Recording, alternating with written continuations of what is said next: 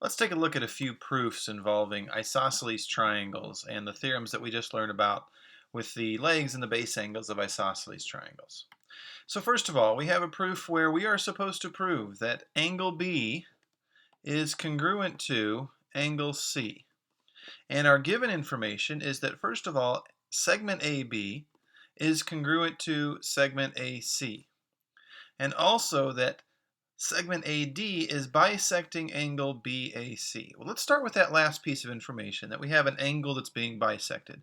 We know that that whenever you bisect an angle, what happens is you create two smaller congruent angles.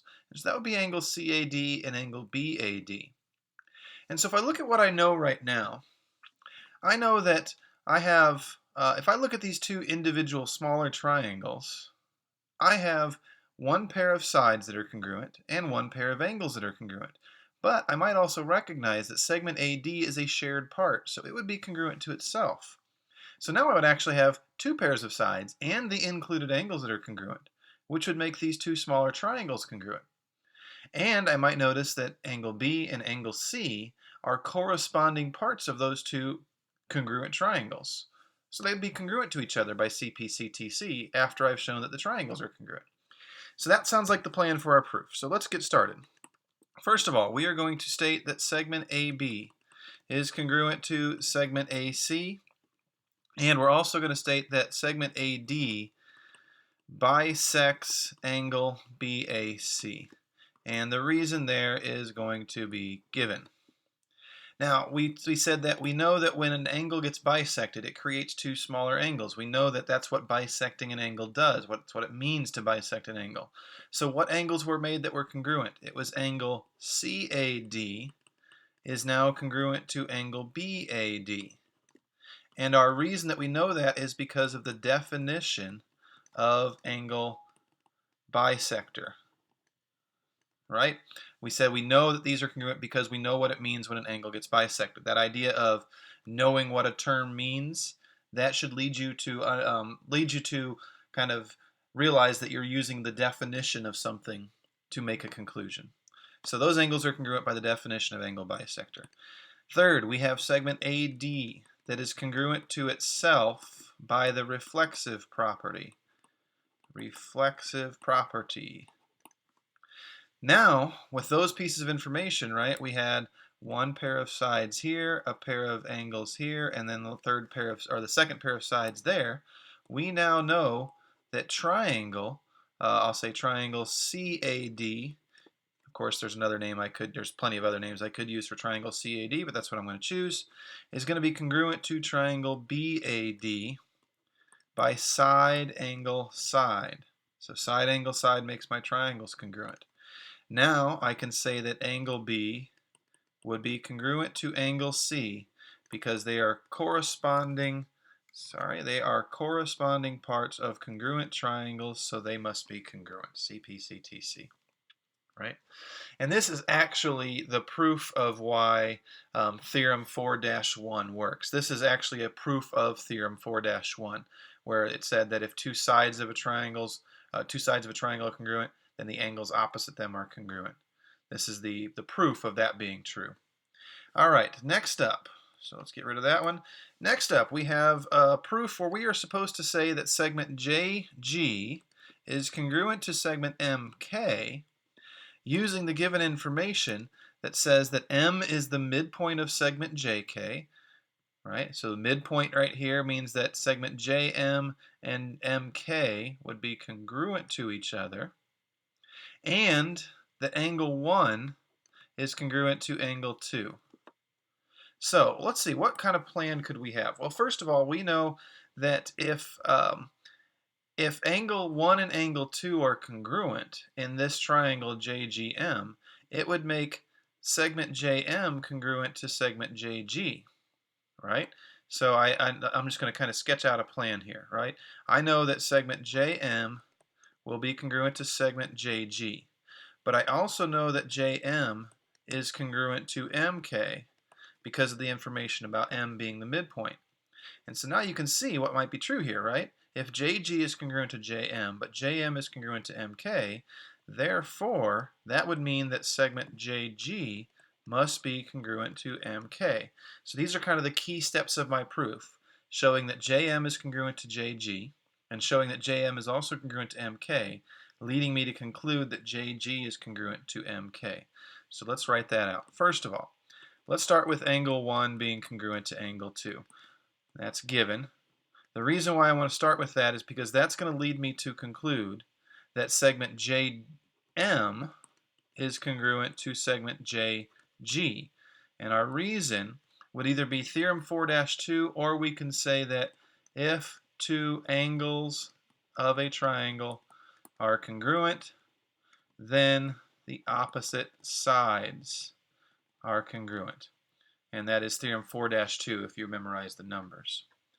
Then we said, well, I know that JM is congruent to MK, but I can't state that yet because I haven't established why JM is congruent to MK. First, I have to say that M is the midpoint of segment JK, the other piece of given information. That information is what led me to say that JM must be congruent to MK, because I know that a midpoint divides a segment into two congruent segments.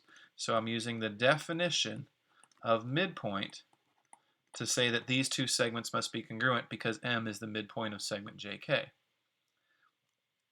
And now you'll notice we have JM congruent to JG and JM congruent to MK, so I can say that JG must be congruent to MK using the transitive property.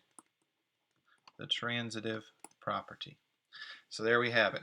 And then we sometimes it's helpful to kind of just get some of the basic ideas down, just not in an actual proof, but just kind of remind yourself, okay, I know that this is congruent, that these two things are congruent. I know that these two things are congruent, which is going to let me say that these are congruent. And then in the actual proof, we put the reasons to these things, and we set up the previous information that allowed us to say that these two pairs of segments are congruent, right? That angle 1 was congruent to angle 2, which led us to say that JM is congruent to JG, and the fact that M was the midpoint of segment JK allowed us to say that this was true. We have to include that kind of prerequisite information in our actual proof. All right, let's take a look at one more in this video. Let's look at proof 3. In this proof, what we are supposed to do is prove that angle 3 is congruent to angle 4. All right, so that's the idea that we're trying to prove. And the information that we have is that segment OP is congruent to segment OQ, and that angle 1 is congruent to angle 2. But if I look at this picture, what else do I know? I know that these angles right here would be congruent because they're vertical angles. And what's important about that? Because that would make this triangle, let's see if I can color coordinate some of this stuff. That would make this triangle right here, triangle PSO, right? This triangle right here now must be congruent to triangle QRO because of angle, side, angle. And if these two green triangles that I just kind of sketched out there, if those are congruent, then that would mean that this side and this side are congruent because they're corresponding parts. And if those sides are congruent, that means that angles 3 and 4 are congruent because within this isosceles triangle right here, SOR, I would have two congruent sides, meaning that the opposite angles are congruent. So our key steps here are going to be to say that angle POS is congruent to angle QOR. That, combined with the given information, lets us say that triangle PSO is congruent to triangle QRO, which lets us say that segment OS is congruent to segment OR, which means that therefore angle 3 is congruent to angle 4. So these are the key steps. Of course, we have to put in some prerequisite information. We have to include our given information, but this is the general idea that we're following here. So first of all, let's state the given information, that segment OP is congruent to segment OQ, and that angle 1 is congruent to angle 2, and that is given. Now that gives us one pair of sides and one pair of angles for my two triangles that I've outlined in green here. I said that also angle POS would be congruent to angle QOR because they are vertical angles, and vertical angles are congruent. And that's my other pair of angles, right? So that sets up all the prerequisite information to say that triangle PSO is congruent to triangle QRO by angle, side, angle. And now once I know that those two triangles are congruent, it lets me state that segment OS, right here, is congruent to segment OR, right there, because of corresponding parts of congruent triangles being congruent, CPCTC. Then again, I remember I'm concentrating now, I'm looking at triangle SOR right here at the bottom of my diagram, and I realize that it's an isosceles triangle because these two sides are congruent.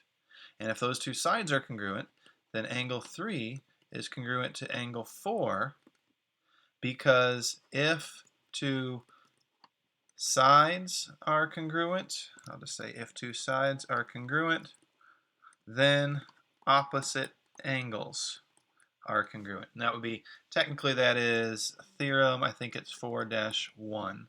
But it says that if these two sides are congruent, then these two angles are congruent because they're opposite the congruent sides. Right? So there you have our proof of angle 3 being congruent to angle 4.